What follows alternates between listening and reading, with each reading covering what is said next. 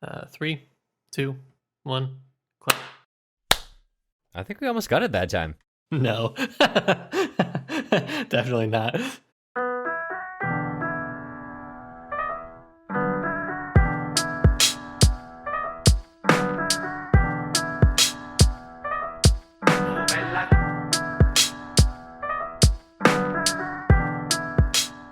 Oh, hey, what are you doing over there next to that large stack of Tolstoy biographies? Come on, get on in here. We're doing a Tipsy Tolstoy bonus episode. Yeah, come on in. I'm, as you probably know, Cameron Lalana. And as you're already aware, I am Matt Gerasimovich. Unless you're not aware, in that case, we're the hosts of Tipsy Tolstoy, and this was a bad place for you to start. Yeah, I wouldn't recommend it, but, come on in. You're already here. You may as well stay. Welcome to bonus episode number 3. If you are not a Patreon subscriber, this will only be the second one, but if you are a Patreon subscriber, welcome to the number 3 club. It's just you and us. Hanging out, sitting around the fire. Sitting around the fire. Yeah, well, I can turn on my the light on my desk, and that's kind of like a fire. Mm-hmm. I've had several beers, so my ears kind of feel like they're on fire. Sometimes they get hot when I drink. That's a fun thing that happens to me now that I'm an old man. You get hot flashes? I think I might. I don't know. It's probably not good. I guess when you combine lack of exercise with poor diet and a high-stress work environment. Not ideal. The American dream, am I right?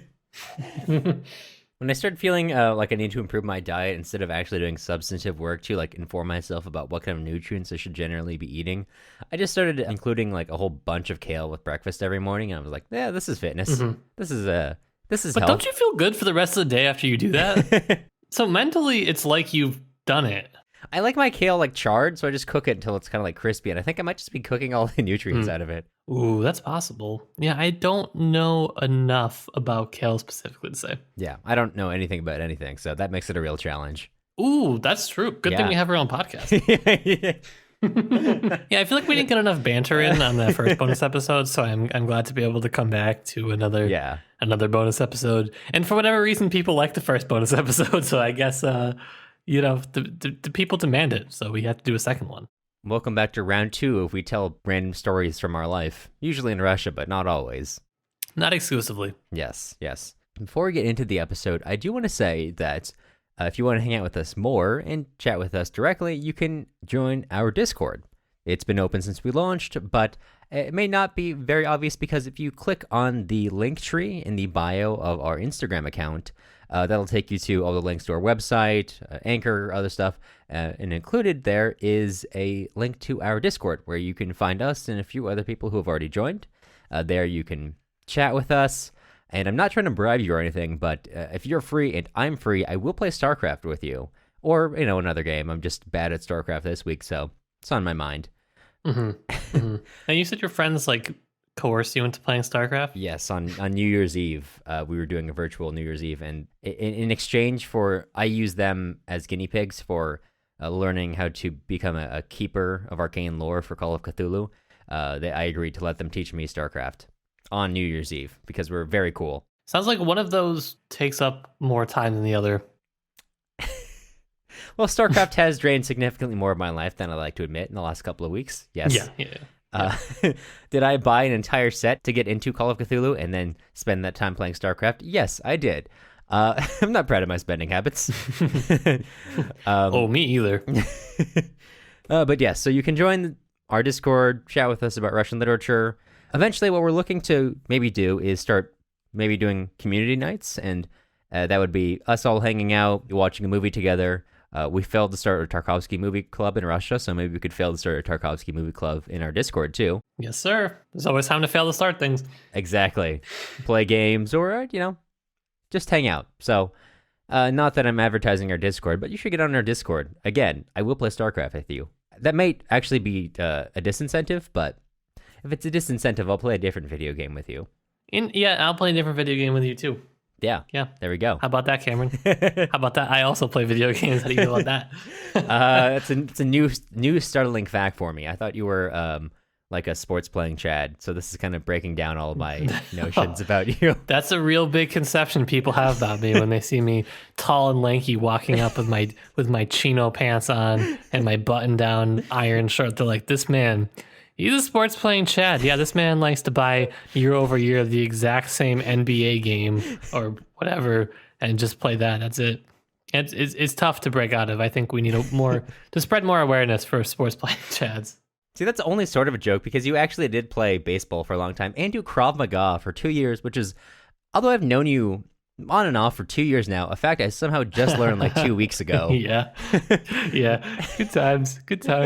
Yeah, but I think even when I was doing that, I wasn't like, I don't think I would ever self-identify as a Chad.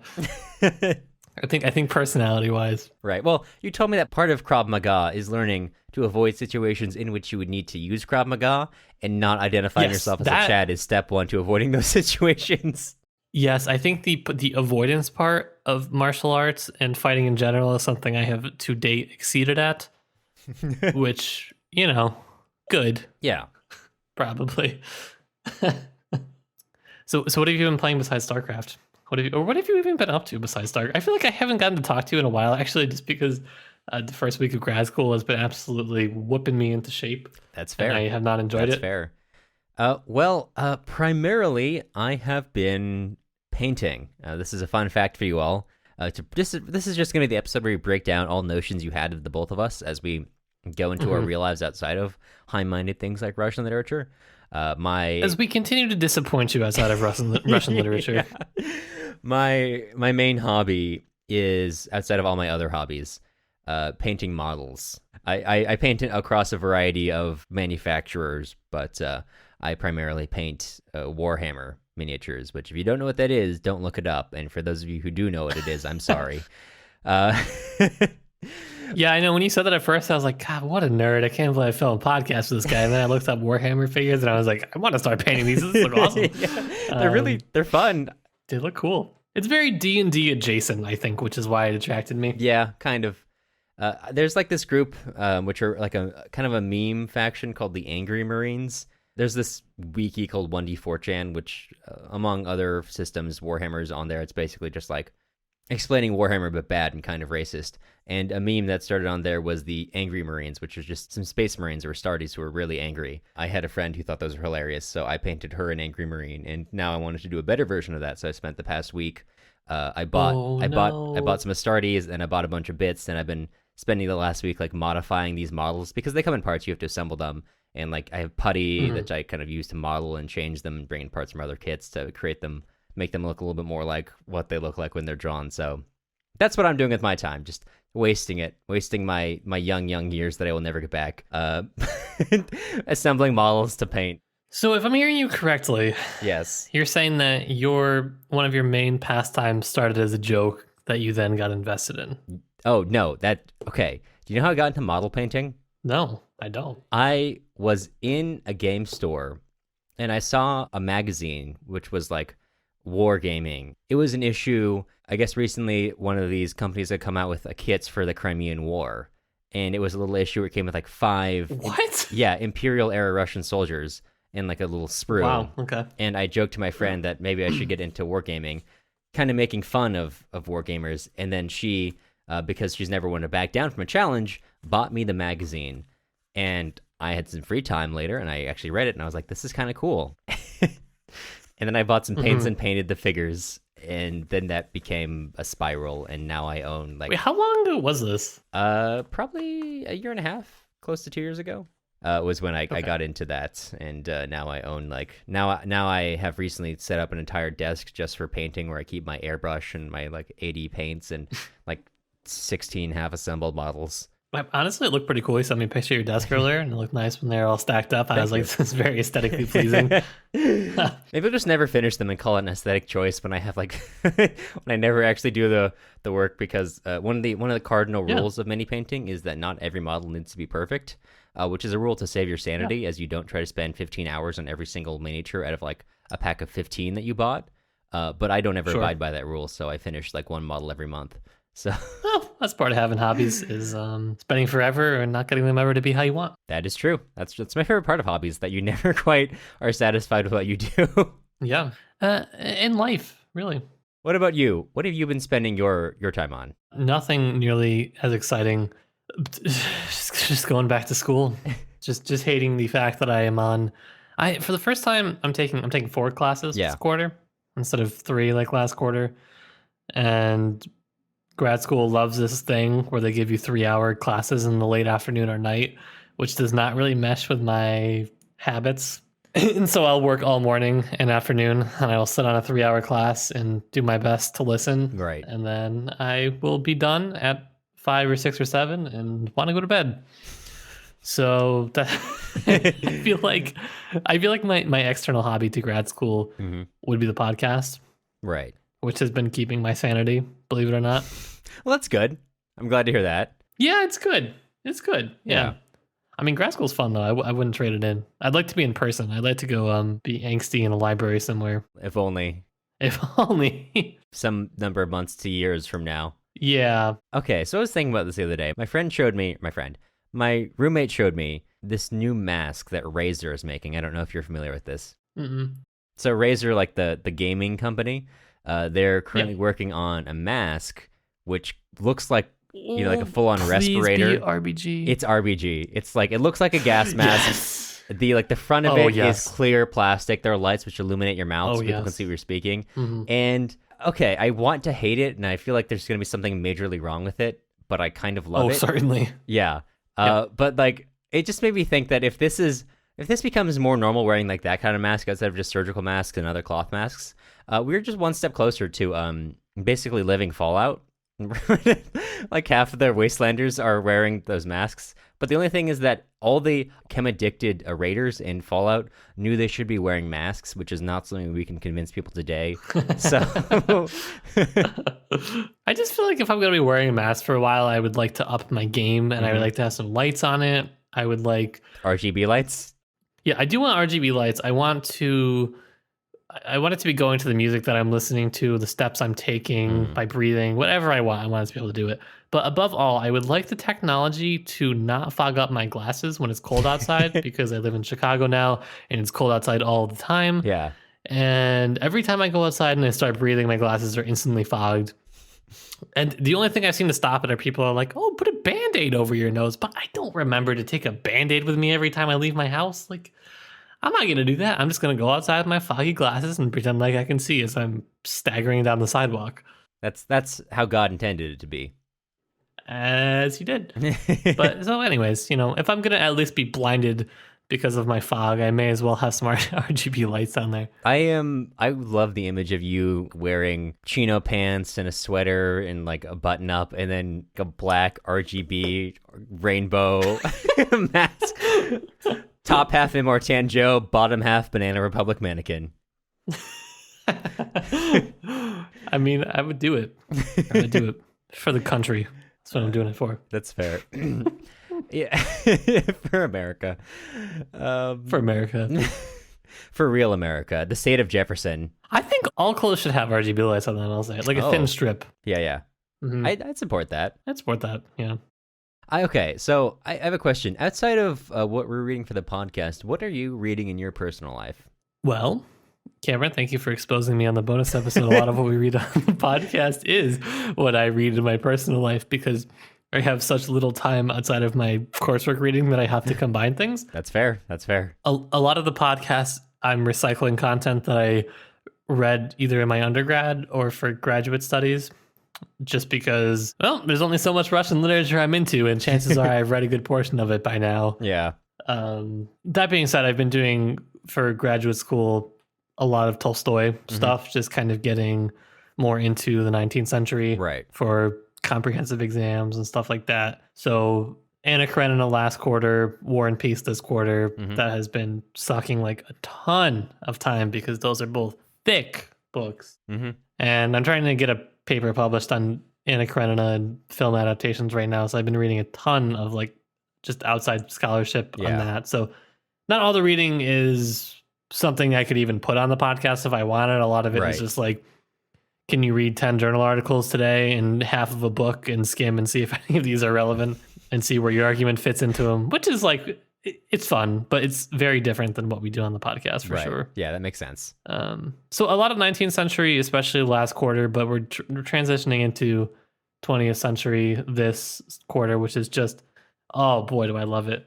I'm taking a class on futurism right now, like global futurism, which is cool, and a class on Russian Revolution and gender, which is super cool. Reading some revolutionary poetry, pretty hot. I'm not really much of a poetry guy, I didn't think. Right. And then we were reading some Akhmatova. Yeah, wink, wink, nudge, nudge. No particular reason I'm pointing that out. Yeah, we might read some on the podcast.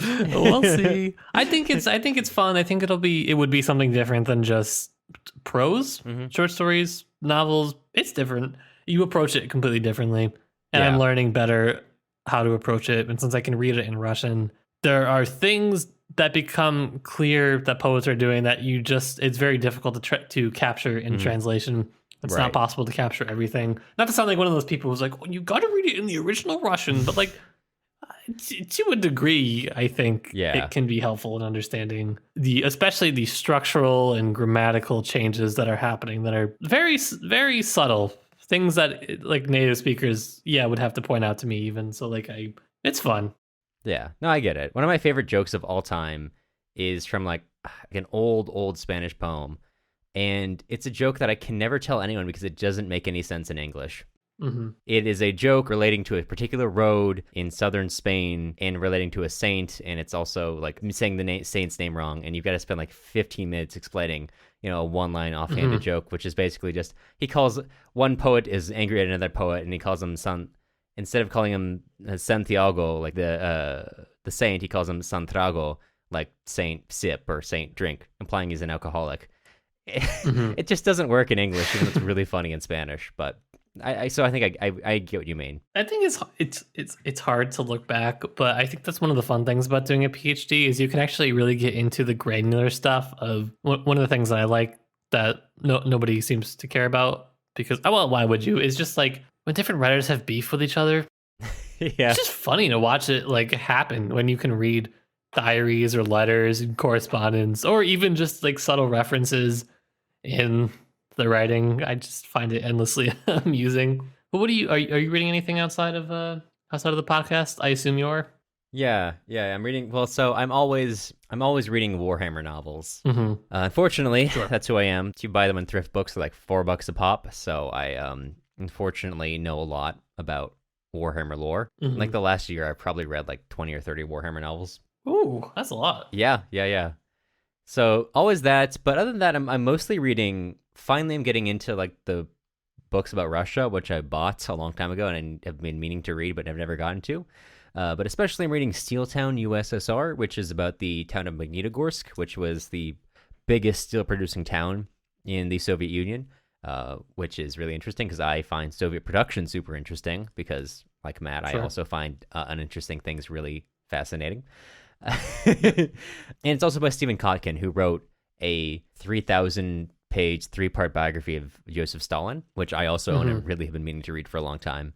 So mostly that, and also just in terms of fiction, I'm currently reading the 5th season by N.K. Jemisin, which is kind of a like fantasy-ish novel, which I got for Christmas from a friend of mine, which I've been very much enjoying because it's very outside of my usual genre. I don't usually read fantasy. And also I've been meaning to like expand the backgrounds of authors I read because I have a problem, and when I say I have a problem, I own about 600 books, which I haven't all bought. I used to work at a library for a while, and they had a free book cart, and I always checked it before I left work, which is about 4 to 5 times a week. And also, I lived near a bookstore that closed down, and they just made all books they still had free. So I went and took a couple hundred books. That sounds like a dream come true. Oh, it's probably like one of the best days of my life. I took hundreds of books and also a bookshelf from them. Oh man, yeah, that's nice. Yeah, so I've got 500 plus books. I used to audit my books just get biographical information on like authors and stuff in terms of like Americans, background, all that kind of stuff. And one thing which I found is that the demographics of my authors, which part of it's because a lot of it's older scholarship on Russia, but it's like very predominantly white men.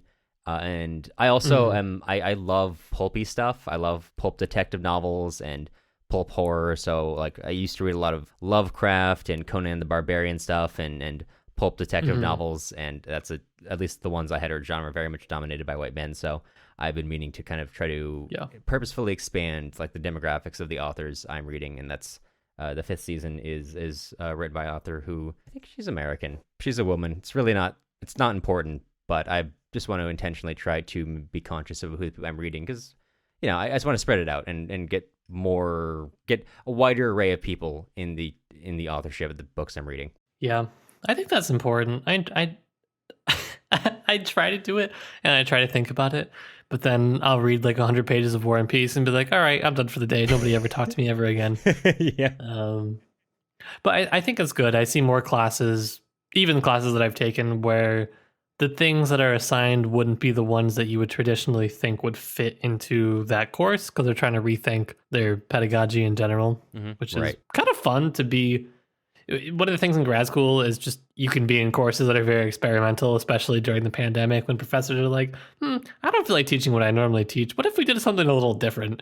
And it ends up being a cool experience. Yeah, that does sound like a good time. Yeah.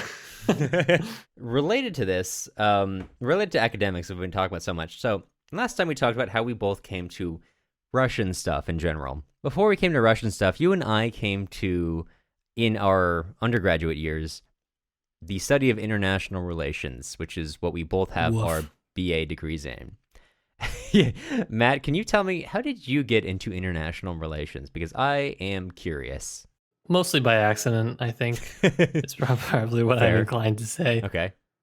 Well, I have a double bachelor's, double major, international affairs and Russian, and I don't know, I was really into the idea of Washington, D.C., and spending time there and living there. I really enjoyed my time as an undergrad, and sometimes I think like, wow, I would have loved to have just studied Russian lit at a small liberal arts college, but then other times I'm like, no, I was too much of a sweaty coming out of high school. I needed time to make mistakes, and one of those mistakes for me was international relations. Shout out my undergraduate university, which was very overpriced for what it was. A series of brutalist architecture buildings, and that's it. Yeah, good times. Yeah, but so I mean, I knew I had some interest in Russia, and one of the areas that seemed to address those issues was international relations. But then when I started studying with other people who were interested in international relations in Russia, I was like, oh, you still have conceptions of Russia as like the Soviet Union. I don't think I can study with you because I don't think you understand what you're studying.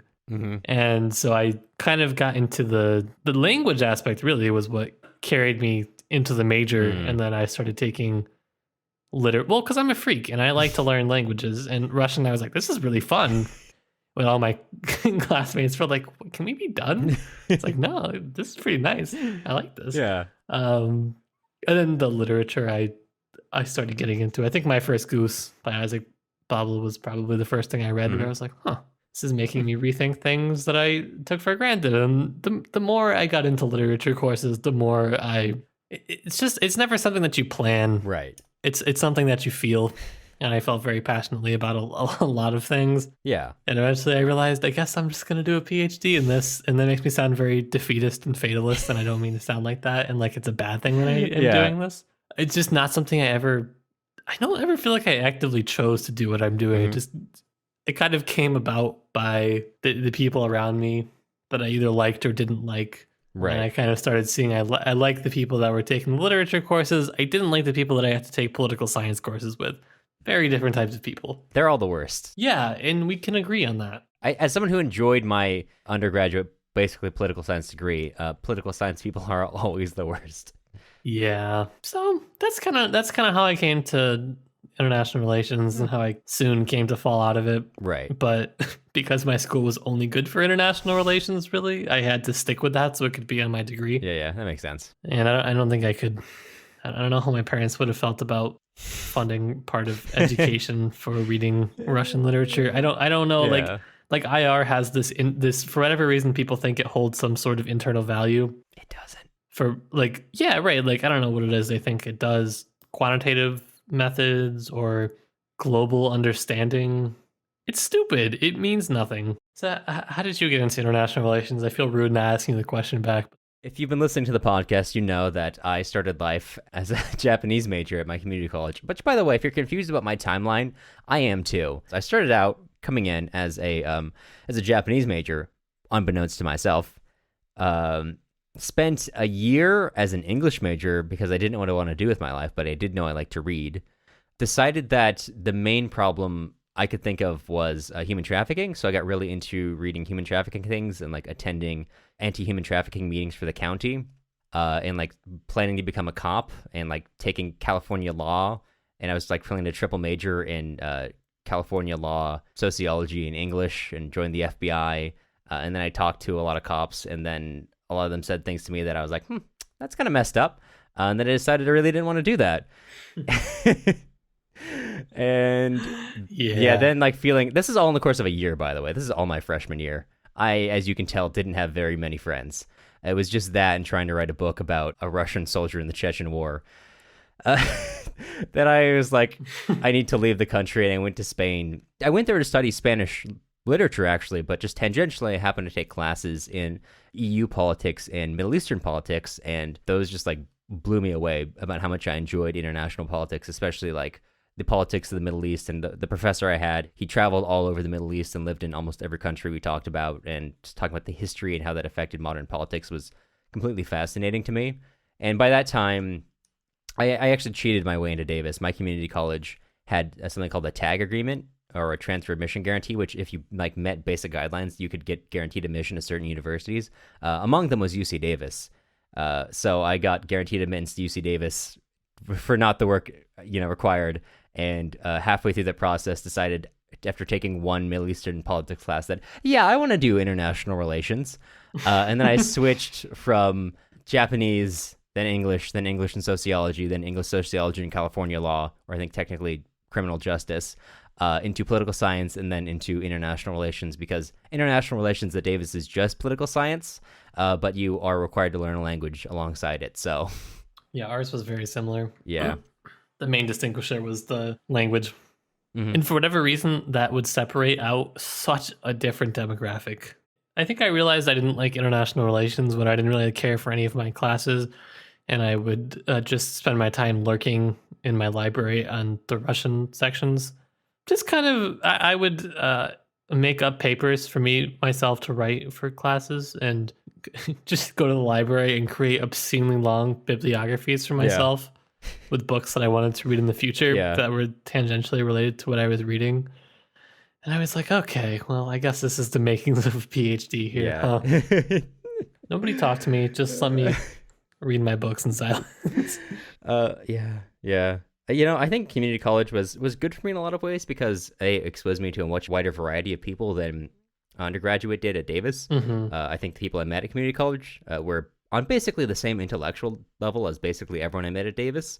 And they had a lot more real life experience, which I liked a lot more than being at Davis, because it was like people at Davis were way more sure of themselves about having less life experience. And also, the other thing about community college is the professors were way more friendly. And when I did things like when they asked for like a 10-page paper on what Noam Chomsky believed about X, Y, and Z, and then I turned in a 26-page paper on Chomsky's view of anarchism and anarchist viability as a political movement in the United States, instead of being like, why, and giving me an F, they gave me an A and encouraged me, which wasn't good for like my paper writing skills, but it was good for my ego. Mm-hmm. That's actually a paper you can find online. My professor posted it, so if you ever do some sleuthing, you can track down my very early, bad work. You don't need to sleuth very hard. I found it like immediately. I chuckled and I was like, yeah, this is a Cameron paper, isn't it? By sleuthing, I mean Googling my name. Well, thank you for listening to bonus episode number 3. Unfortunately, we were not as drunk as we were for bonus episode number 1, so this was a bit more sober in both senses of the word, but we're glad you're sticking around. And again, if you happen to be so inclined, you should join our Discord and chat with us directly there, or again, play video games with us, because that would be a lot of fun. Before we end the episode, I got to give a big shout out to our patrons who are supporting us on Patreon right now. Without them, we would not be able to continue to produce this podcast in a way that was financially feasible. So shout out to everyone who's supporting us. I'm going to read their names right now. Roland, Jeff, Madeline, Alex, and Janice, and Gary. Those are our 7 patrons right now who are carrying this podcast. If you would like to be one more patron, you may do so. patreon.com/tipsytolstoy. The music used in this episode was Bella Ciao by Toasted Tomatoes. You can find more of their stuff on toastedtomatoes.bandcamp.com and also on YouTube under the same username. As always, if you're looking for other places to find us, you can follow us on Instagram at Tipsy's Tolstoy Podcast or visit our website, tipsytolstoy.com. In addition, you can join our Discord through the link tree in our Instagram bio or in the link in the description of this podcast. I'm leaving those sounds in as the ending. Bella, ciao, ciao.